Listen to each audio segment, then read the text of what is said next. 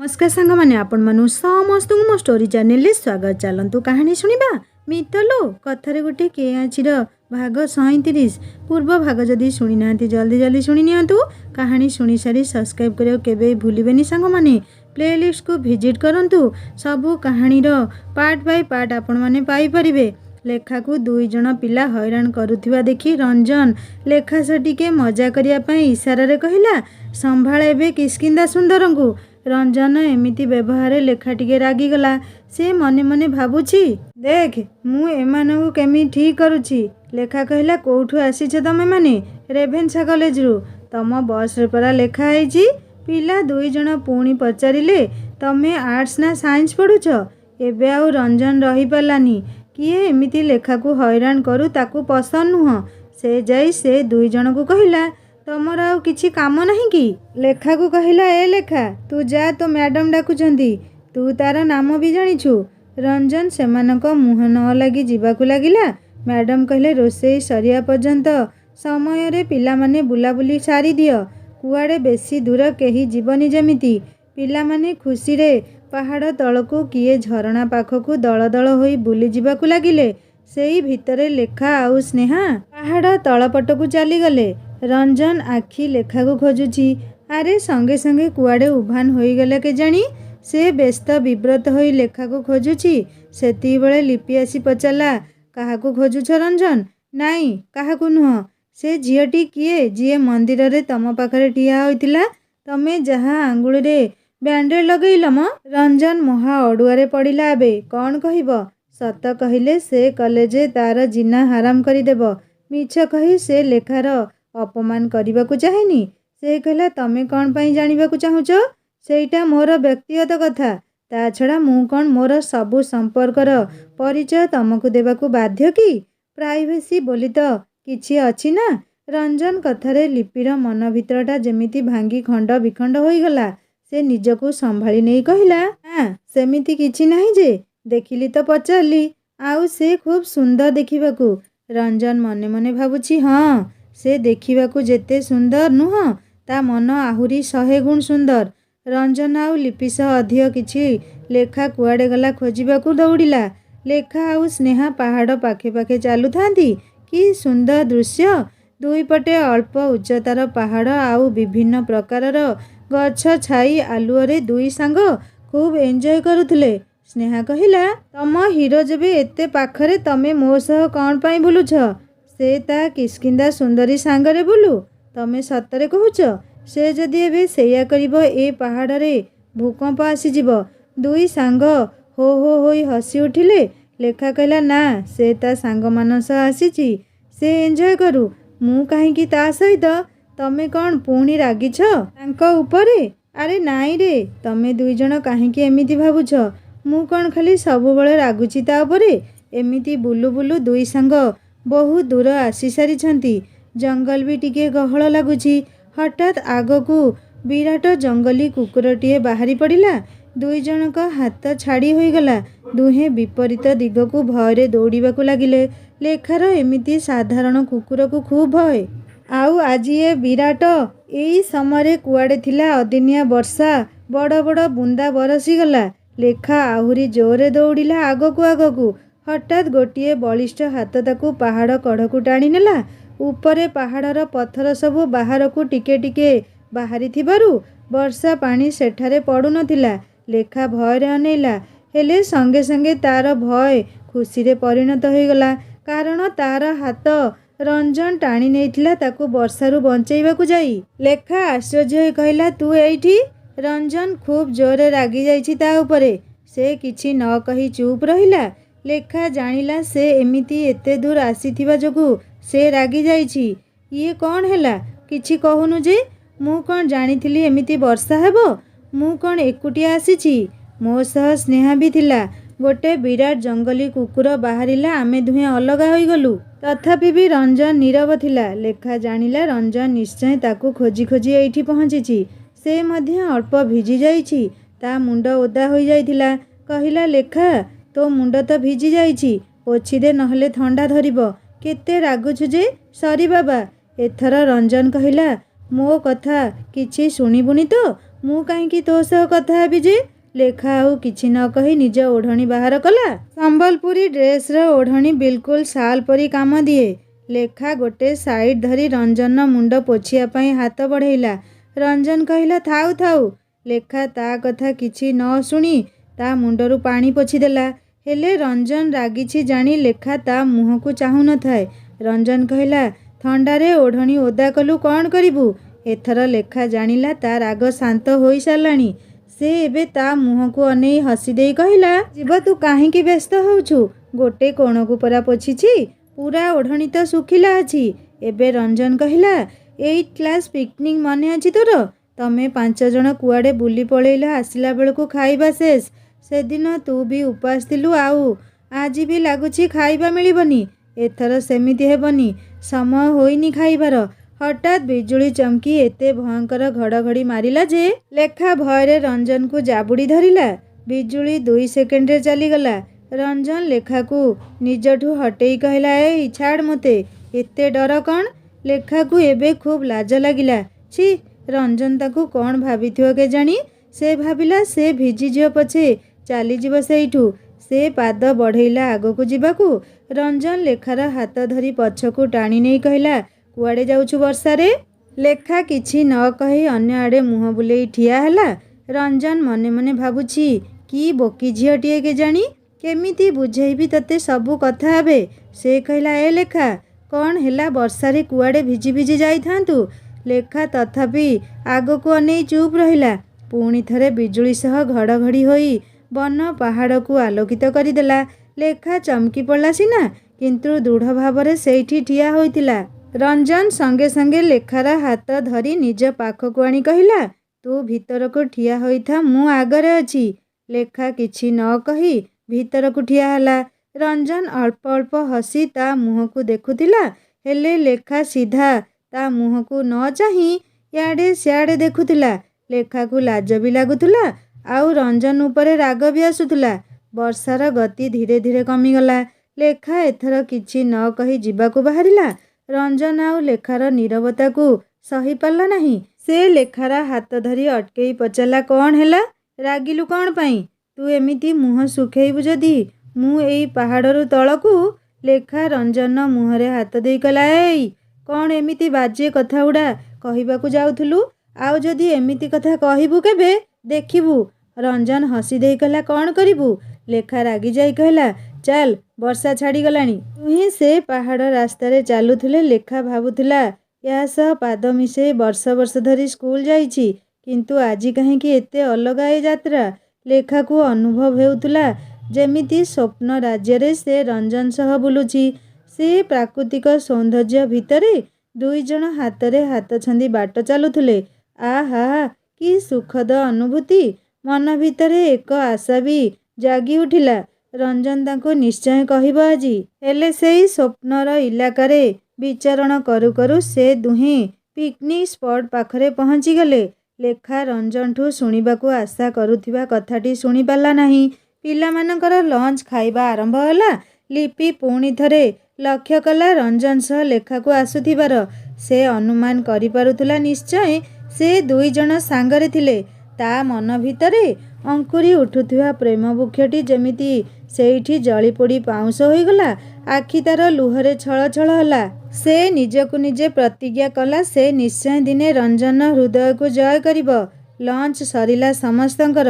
Banaja madam ଆଉ ରଞ୍ଜନ କଲେଜର sir କହିଲେ ଆସ, ଆଜି 2 କଲେଜ ପିଲା ମିଶି ଅନ୍ତାକ୍ଷରୀ ପ୍ରତିଯୋଗିତା କରିବା। ଅନ୍ତାକ୍ଷରୀ ଆରମ୍ଭ ହେଲା। ହେଲେ କିଏ କ'ଣ ଗାଇଲା ତାର ହିସାବ ନାହିଁ। ଶେଷରେ ସାର୍ କହିଲେ ଯୋଉ ପିଲାକୁ ଭଲ ଗୀତ ଆସୁଛି ଜଣେ ଜଣେ ଗାଅ। ସଙ୍ଗେ ସଙ୍ଗେ ଲିପି କହିଲା ରଞ୍ଜନ ଆଉ ମୁଁ ଆନୁଆଲ ଡେର ଗୀତଟି ଗାଇବୁ। ଲିପି କଥା ଶୁଣି ଲେଖା ଦେହରେ ଯେମିତି ନିଆଁ ଲାଗିଗଲା। ରଞ୍ଜନ ଲେଖାର ପ୍ରତିକ୍ରିୟା ଦେଖିବାକୁ ତା ଆଡ଼କୁ ଅନେଇଲା। ଲେଖା ଇସାରାରେ କହିଲା ଯଦି ସେ କିଷ୍କିନ୍ଧା ସୁନ୍ଦରୀ ସହ ଗୀତ ଗାଇଥିବୁ ତାହେଲେ ତୋ ସହ କେବେ ବି କଥା ହେବିନି କହୁଛି। ରଞ୍ଜନ କହିଲା ମୋର ସେ ଗୀତ ଏବେ ମନେ ନାହିଁ ରେ, ମୁଁ ଏକୁଟିଆ ଆଉ ଗୋଟିଏ ଗୀତ ଗାଇ ଦେଉଛି। ରଞ୍ଜନ ଗୋଟିଏ ଭଜନ ଖୁବ୍ ସୁନ୍ଦର ଭାବରେ ଗାଇ ଶୁଣେଇଲା। ଲିପିର ମନଟା ପୂରାପୂରି ଭାଙ୍ଗିଗଲା ସେଇଠି। ସେ ବି ବାଧ୍ୟ ହୋଇ ଏକୁଟିଆ ଗୀତଟିଏ ଗାଇଲା। ଲେଖା ମନେ ମନେ କହୁଛି କୋଇଲି ମଳକଣ୍ଟଲୋ। ହଠାତ୍ ଏଇ ଖୁସି ମୁହୂର୍ତ୍ତରେ ଅଚାନକ ଗ୍ରହଣ ଲାଗିଗଲା। ପାହାଡ଼ ଆଢ଼ୁଆଳରୁ 2 ଜଣ ଲୋକ ମୁହଁରେ କପଡ଼ା ବାନ୍ଧି ହାତରେ ବନ୍ଧୁକ ଧରି ବାହାରି ଆସିଲେ। ଜଣେ ଉପରକୁ ଫାୟାର ବି କଲା। ପିଲାମାନେ ଡରରେ ମ୍ରିୟମାଣ ହୋଇପଡ଼ିଲେ। ସାର୍ ମ୍ୟାଡ଼ାମଙ୍କର ଜାଣିବାରେ ଆଉ ବାକି ରହିଲାନି ସେମାନେ ନିଶ୍ଚୟ ମାଓବାଦୀ। ଏମିତି ସବୁ ଜାଗା ଆଟାକ୍ କରି ଆତଙ୍କ ସୃଷ୍ଟି କରିବା ସେମାନଙ୍କର ଲକ୍ଷ୍ୟ। ପିଲାମାନେ ଭୟରେ ଦୌଡ଼ାଦୌଡ଼ି ହେବାକୁ ଯାଉଥିଲେ। ସେ ବନ୍ଧୁକଧାରୀଟି କହିଲା, ଯିଏ ଯୋଉଠି ଅଛି ସେଇଠି ରୁହ, ନହେଲେ ଗୁଳି ଚଳେଇ ଦେବି। ସେ ବନ୍ଧୁକ ଧରି ସେମିତି ଠିଆ ହୋଇଥାଏ, ତାର କ'ଣ ଆଉ ଯୋଜନା ଥିବ। ଏଇ ଭିତରେ ରଞ୍ଜନ ଧୀରେ ଧୀରେ ଉଠିଯାଇ ସେ ଲୋକର ପଛରୁ ତା ପିଠିକୁ ଗୋଇଠାଟିଏ ପକେଇଲା। ସେ ଅଚାନକ ଏମିତି ଆକ୍ରମଣ ପାଇଁ ପ୍ରସ୍ତୁତ ନଥିଲା। ସେ ମୁହଁମାଡ଼ି ତଳେ ପଡ଼ିଗଲା। ଆଉ ଦ୍ୱିତୀୟ ବନ୍ଧୁକଧାରୀ ସେ ସାଥୀର ଏମିତି ଅବସ୍ଥା ଦେଖି ରାଗରେ ରଞ୍ଜନ ଉପରକୁ ଗୁଳି ଚଳେଇ ଦେଲା। ଗୁଳିଟି ରଞ୍ଜନର ବାଁ କାନ୍ଧରେ ଭେଦ କରିଗଲା। ସେ ସେଇଠି ବେହୋସ ହୋଇଗଲା। ସେତିକିବେଳେ ବାହାରୁ ପୋଲିସ ଗାଡ଼ିର ସାଇରନ୍ ଶୁଣି ସେ 2 ବନ୍ଧୁକଧାରୀ ପାହାଡ଼ର ଗଛଲତା ପତ୍ର ଭିତରେ କୁଆଡ଼େ ଅଦୃଶ୍ୟ ହୋଇଗଲେ। ରଞ୍ଜନର କାନ୍ଧରୁ ନାଲି ନାଲି ତାଜା ରକ୍ତର ଧାର ଛୁଟୁଛି। ଲେଖା ରଞ୍ଜନର ଏମିତି ଅବସ୍ଥା ଦେଖି ସେ ନିଜକୁ ବି ଭୁଲିଗଲା। ସ୍ଥାନ କାଳପାତ୍ର ଭୁଲି ଦୌଡ଼ିଲା ରଞ୍ଜନ ପାଖକୁ। ଆଖିରୁ ଧାର ଧାର ଲୁହ ବହିବା ସହ ସେ ପାଟି କରି ଚିତ୍କାର ବି କଲା। ରଞ୍ଜନର ମୁଣ୍ଡକୁ ନିଜ କୋଳରେ ରଖି ଡାକିଲା, ଏଇ ରଞ୍ଜନ, ଉଠ ନା, କଥା ହୋ ମୋ ସହ। ତୋର କ'ଣ ହେଲା? ଉଠ। ଏଇ 2 କଲେଜ ପିଲା, ମ୍ୟାଡ଼ାମ ସମସ୍ତେ ଏମିତି ଦୃଶ୍ୟ ଦେଖି ଦୁଃଖରେ ଭାଙ୍ଗି ପଡ଼ିଲେ। ପୁଣି ଲେଖା ନିଜ ଓଢ଼ଣୀ ସେଇ ଗୁଳି ଲାଗିଥିବା ଜାଗାରେ ଖୁବ୍ ଜୋରରେ ବାନ୍ଧିଦେଲା। ସେ କାନ୍ଦି କାନ୍ଦି ମ୍ୟାଡ଼ାମକୁ କହୁଥାଏ, ମ୍ୟାଡ଼ାମ, ୟାକୁ ହସ୍ପିଟାଲ ନେଇ ଚାଲ ଶୀଘ୍ର। ପ୍ଲିଜ୍, ମୋ କଥା ଟିକେ ଶୁଣନ୍ତୁ ସମସ୍ତେ। ଲେଖାର ଏମିତି ଅବସ୍ଥା ଦେଖି ସମସ୍ତେ ଖୁବ୍ ଚିନ୍ତାରେ ପଡ଼ିଲେ। ସମସ୍ତେ ଭାବୁଥିଲେ ଏଇ 2 ଜଣଙ୍କ ଭିତରେ କ'ଣ ସମ୍ପର୍କ ଅଛି। 2 ଜଣ ତ ଅଲଗା ଅଲଗା କଲେଜ ପିଲା। ତାହେଲେ ଲେଖା ପାଖକୁ ସ୍ନେହା ବି ଦୌଡ଼ି ଯାଇ ବସି ପଡ଼ିଲା। ଲେଖାର କାନ୍ଦ ବନ୍ଦ ହେଉନଥାଏ। ସେ କାନ୍ଦି କାନ୍ଦି କହିଲା, ସ୍ନେହା, ଦେଖ ନା କେତେ ରକ୍ତ। ସେ ଆଉ କିଛି କହିପାରିଲା ନାହିଁ। ବନଜା ମ୍ୟାଡ଼ାମ ଆଉ କଲେଜର ସାର୍ ରଞ୍ଜନକୁ ଉଠେଇବାକୁ ଚେଷ୍ଟା କଲେ। ସେ କିନ୍ତୁ ବେହୋସ ହୋଇ ପଡ଼ିଥାଏ। ଲେଖା ପୁଣି ତାଙ୍କ କଲେଜ ସାର୍ଙ୍କୁ କହିଲା, ସାର୍, ପ୍ଲିଜ୍ ୟାକୁ ହସ୍ପିଟାଲକୁ ନେଇ ଚାଲନ୍ତୁ। ବହୁତ ରକ୍ତ ବୋହି ସାରିଲାଣି ସାର୍। ସାର୍ କହିଲେ, ତମେ ଚିନ୍ତା କରନି, ଏବେ ଆମ୍ବୁଲାନ୍ସ ଆସୁଛି। ସାର୍ ଲେଖାର ଏମିତି ଅବସ୍ଥା ଦେଖି ପଚାରିଲେ, ତମେ ରଞ୍ଜନକୁ ଚିହ୍ନିଛ? ଲେଖା ଏବେ ନିଜ ଭିତରକୁ ଫେରିଲା। ତା ଦେହ ବି ରକ୍ତରେ ଜୁଡ଼ୁବୁଡ଼ୁ। ସେ ଲୁହ ପୋଛି କହିଲା, ସାର୍, ଆମେ 2 ଜଣ ଗୋଟିଏ ଗାଁର, ଗୋଟିଏ ସ୍କୁଲରେ ପଢ଼ିଛୁ। ଲିପି ସେତେବେଳକୁ ଲେଖାର ଆତୁରତା ବ୍ୟାକୁଳତା ଦେଖି କିଛି କିଛି ବୁଝିବାକୁ ଚେଷ୍ଟା କରୁଥିଲା। ଲେଖାର ମନରେ ରଞ୍ଜନ ପ୍ରତି ଥିବା ପ୍ରୀତିର ଗଭୀରତା ଦେଖି ସେ ନିଜକୁ ଭୁଲିଗଲା। ଆଉ ଏବେ ଯେମିତି ଜାଣିଲା ଦୁହେଁ ଗୋଟିଏ ଗାଁର, ତା ଆଖିରେ ଲୁହର ଧାର ଛୁଟି ଚାଲିଥିଲା। ପୁଣି ମନକୁ ସାନ୍ତ୍ୱନା ଦେଉଥିଲା, ନା, ସେମିତି କିଛି ନୁହଁ ଯାହା ସେ ଭାବୁଛି। ସତରେ ଏ ହୃଦୟ କେଡ଼େ ବିଚିତ୍ର। ସବୁ ଦେଖି ବି ଦେଖିପାରେ ନା, ସବୁ ବୁଝି ବି ଅବୁଝା ହୁଏ। କିଟି କିଟି ଅନ୍ଧାର ଭିତରେ ଅଣୁ ମାତ୍ର ଆଲୋକ ରେଖାକୁ ଆଶାର ଉଦିତ ସୂର୍ଯ୍ୟ ବୋଲି ଧରିନିଏ। ଲିପି ମଧ୍ୟ ସବୁ ଦେଖିସାରି ବି ନ ଦେଖିବାକୁ ଚେଷ୍ଟା କରୁଛି। ଏମିତି ଗୋଟିଏ ପରିସ୍ଥିତି ସମସ୍ତଙ୍କୁ ଶୋକର ସାଗରରେ ଡୁବେଇ ସାରିଲାଣି। ସେ ସ୍ଥାନ ଛାଡ଼ି ସବୁ ପିଲା ଏବେ ଆସିବାକୁ ଚାହୁଁଥିଲେ। ଯିଏ ଯାହାର ବସରେ ପିଲା ବସିବାକୁ ସାର୍ ନିର୍ଦ୍ଦେଶ ଦେଲେ। ଆମ୍ବୁଲାନ୍ସ ଆସିଲା। ଲେଖା ବନଜା ମ୍ୟାଡ଼ାମକୁ କହିଲା, ମ୍ୟାଡ଼ାମ, ମୋତେ ତା ସହ ହସ୍ପିଟାଲକୁ ଯିବାକୁ ଦିଅନ୍ତୁ। ସେ ଆମ ଗାଁ ପିଲା। ଏବେ ବେହୋସ ଅଛି। ତାର ବାପା କଟକରୁ ଆସିବା ଯାଏଁ ମୁଁ ତା ପାଖରେ ରହିବି। ଲେଖାର ଅନୁନୟ ଭରା କଥା ଆଗରେ ମ୍ୟାଡ଼ାମ ଆଉ ମନା କରିପାରିଲେନି। ତା ଛଡ଼ା ରଞ୍ଜନ ପାଇଁ ବର୍ତ୍ତମାନ ପରିସ୍ଥିତିରେ ଲେଖା ହିଁ ସବୁଠୁ ନିକଟତର। ସେ ନିଜ ଗାଁ ପିଲାଟିର ସାହାଯ୍ୟ କରିବାକୁ ଚାହୁଁଛି। ସେ ଆଉ ମନା କେମିତି କରିବେ? ଲେଖା ବି ରଞ୍ଜନ ସହ ହସ୍ପିଟାଲ ଆସିଲା। ବାକି ପିଲାଙ୍କୁ ମ୍ୟାଡ଼ାମ ବସରେ ଆଉ ଅନ୍ୟ ସାର୍ଙ୍କ ସହ ବାରିପଦା ପଠେଇଦେଲେ। ସେ ଲେଖା ସହ ସେଇଠି ରହିଗଲେ। କାରଣ ଲେଖାର ନିଜ ବଡ଼ବାପା ସୁରେଶ ବାବୁ ବନଜା ମ୍ୟାଡ଼ାମଙ୍କ କ୍ଲାସମେଟ୍। ଏମିତି ପରିସ୍ଥିତିରେ ନା ସେ ଲେଖାକୁ ମନା କରିପାରିବେ ବା ତାକୁ ଏକୁଟିଆ ଛାଡ଼ି ଫେରିପାରିବେ। ଲେଖା ସହ ତାର ସାଙ୍ଗ ସ୍ନେହା ବି ରହିଯାଇଥିଲା ହସ୍ପିଟାଲରେ। ଲେଖା, ସ୍ନେହା, ରଞ୍ଜନର ରୁମ୍ମେଟ୍, ତାଙ୍କ ସାର୍, ବନଜା ମ୍ୟାଡ଼ାମ ଆଉ ଅନେକ ପିଲା ମଧ୍ୟ ଅପେକ୍ଷା କରି ରହିଥିଲେ। ଲିପି ମଧ୍ୟ କିଛି ଭଲ ଖବର ଅପେକ୍ଷାରେ ଥିଲା। ଲେଖାର ପ୍ରତିଟି ମୁହୂର୍ତ୍ତ କେମିତି କଟୁଥିଲା ସେ ହିଁ ଜାଣିଛି। ସେ ମନେ ମନେ କେତେଥର ଯେ ମା ତାରିଣୀକୁ ଡାକି ସାରିଲାଣି। ଦୁର୍ଗା ସ୍ତୋତ୍ର କେତେଥର ଗାଇ ସାରିଲାଣି, ନିଜେ ବି ହିସାବ ରଖିନି। ସମସ୍ତେ ଅଧୀର ହୋଇ ଅପେକ୍ଷା କରିଥିଲେ। ବହୁ ସମୟ ପରେ ନର୍ସ ଆସି କହିଲା, ପେସେଣ୍ଟକୁ ହୋସ୍ ଆସିସାରିଛି। ଲେଖା କିଏ? ସେ ତାଙ୍କୁ ଖୋଜୁଛନ୍ତି। ରଞ୍ଜନ ହୋସ୍ ଆସିଥିବା କଥା ଶୁଣି ଲେଖା ମା ତାରିଣୀଙ୍କ ପାଦରେ କୋଟି ପ୍ରଣାମ ଜଣାଇଲା। ରଞ୍ଜନର ସାର୍ ଆଉ ଲେଖା ଆଗ ରଞ୍ଜନକୁ ଦେଖିବାକୁ ତା ପାଖକୁ ଗଲେ। ରଞ୍ଜନର ଅବସ୍ଥା ଦେଖି ଲେଖା ଯେମିତି ଆଉ ଥରେ ଗଳା ଫଟେଇ କାନ୍ଦିବ। ସେ ନିଜକୁ ବହୁତ ସମ୍ଭାଳିବାକୁ ଚେଷ୍ଟା କଲା। ସେ କାନ୍ଦୁଥିଲା।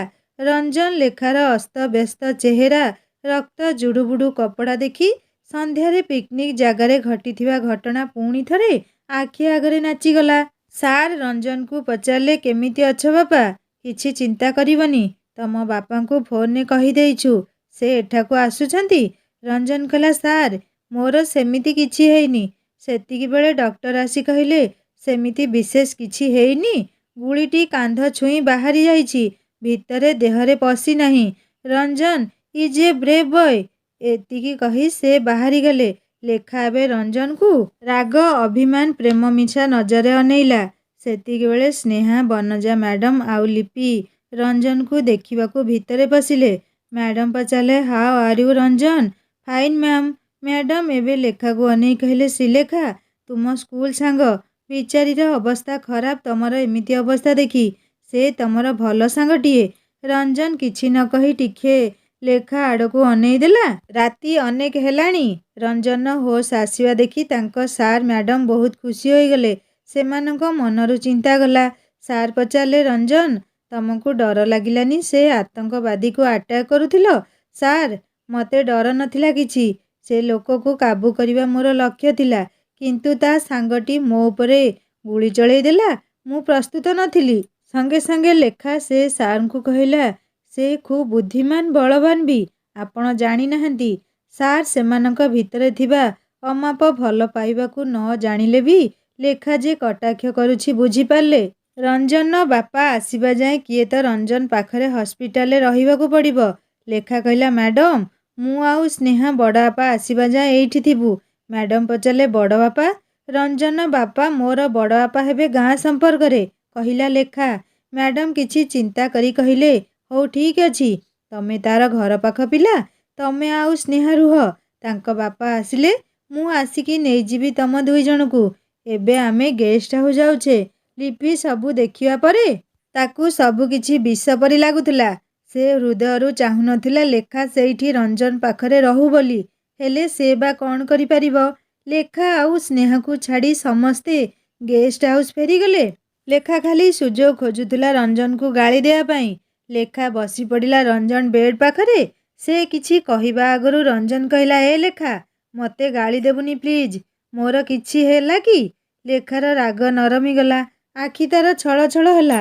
ଲେଖା ଆଖିରେ ଲୁହ ଦେଖି ରଞ୍ଜନ ବି ଖୁବ୍ ଦୁଃଖୀ ହେଲା। ମୁଁ ଖୁବ୍ ହଇରାଣ କଲି ନା ସମସ୍ତଙ୍କୁ? ରଞ୍ଜନ ଏଥର ଲେଖାର ହାତକୁ ନିଜ ହାତରେ ନେଇ କହିଲା, ତୁ ତ ମୋ ପାଇଁ ସବୁ ଦେବୀଙ୍କ ପାଖରେ ପ୍ରାର୍ଥନା କରୁଛୁ, ମୋର କ'ଣ ହେବ ଯେ? ରଞ୍ଜନ ନିଜ ଛାତି ପକେଟରୁ ଲେଖା ଦେଇଥିବା ତାରିଣୀଙ୍କ ମନ୍ଦାର ଫୁଲଟି ବାହାର କରି କହିଲା, ତୁ ଦେଇଥିଲୁ ନା ମନ୍ଦିରରେ ମୋର ଶୁଭ ହେବା ପାଇଁ। ଦେଖ ଛାତି ପକେଟରେ ଥିଲା ବୋଲି ଗୁଳି ସେଠି ବାଜିଲାନି, ମୁଁ ବଞ୍ଚିଗଲି। ତୁ ଅଛୁ ପରା, ମୋର କ'ଣ ହେବ ଯେ? ଲେଖା କହିଲା, ଏମିତି କହି ମତେ ଭୁଲେଇବାକୁ ଚେଷ୍ଟା କରନା। ବଡ଼ବାପା ଆସନ୍ତୁ ସବୁ କହିଦେବି। ବେଶୀ ହିରୋଗିରି ଦେଖଉଥିଲୁ।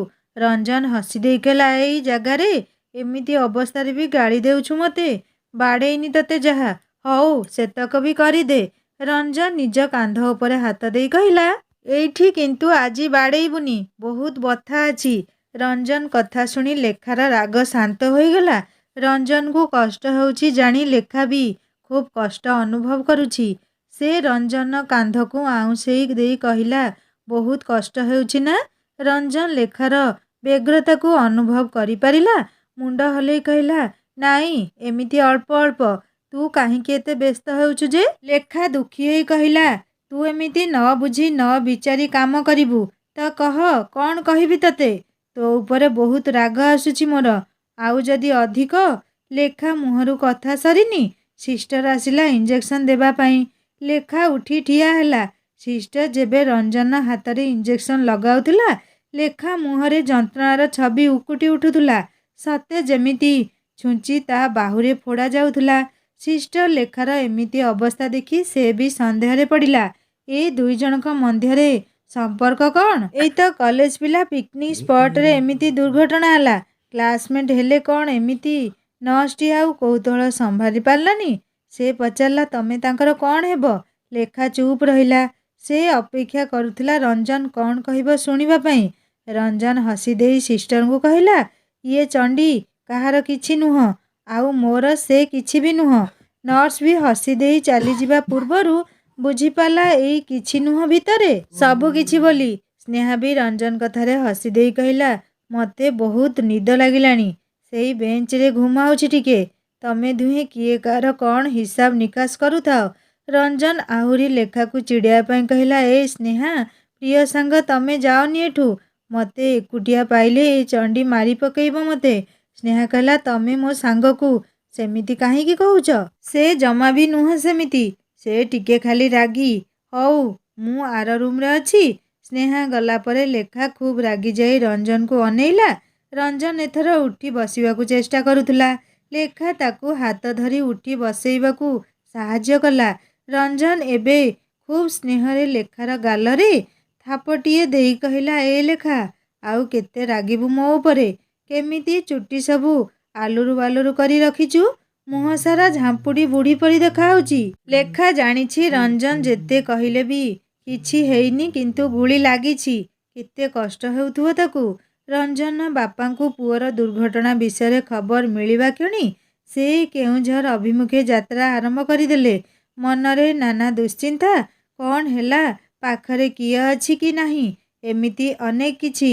ଗାଡ଼ିର ଗତି ଯେତେ ସମ୍ଭବ ଅଧିକ ହୋଇପାରେ ସେ ସେଇ ଗତିରେ ରାତି ପ୍ରାୟ 2ଟାରେ ରଞ୍ଜନ ଆଡମିଟ୍ ହୋଇଥିବା ହସ୍ପିଟାଲରେ ପହଞ୍ଚିଗଲେ। ସେ ଗାଡ଼ି କେମିତି ପାର୍କ କରି ପୁଅ ପାଖରେ ପହଞ୍ଚିଲେ ସେ ଜାଣିନାହାନ୍ତି। ୱାର୍ଡରେ ପଶୁ ପଶୁ ଆଖି ରଞ୍ଜନ ଉପରେ ପଡ଼ିବା ମାତ୍ରେ ସେ ଅଧୀର ଆଉ ଆଶ୍ଚର୍ଯ୍ୟରେ ଅଭିଭୂତ ହୋଇପଡ଼ିଲେ। ରଞ୍ଜନର କାନ୍ଧରେ ଯନ୍ତ୍ରଣା ଯୋଗୁଁ ସେ ଅଧିକ ସମୟ ଶୋଇ ପାରୁନଥିଲା କି ବସି ବି ପାରୁନଥିଲା। ତାର ଅବସ୍ଥା ଦେଖି ଲେଖା କହିଲା, ଉଠିପଡ଼, ପିଠି ତଳେ ତକିଆ ରଖିଦେଉଛି, କିଛି ସମୟ ଟିକେ ବସ୍, ଭଲ ଲାଗିବ। ରଞ୍ଜନ ଲେଖା କଥାରେ ସବୁ କଷ୍ଟ ଭୁଲି ତାକୁ ଖୁବ୍ ଅନୁରାଗରେ ଅନେଇଲା। ଏମିତି ଦେଖୁଛୁ କ'ଣ, ଉଠ।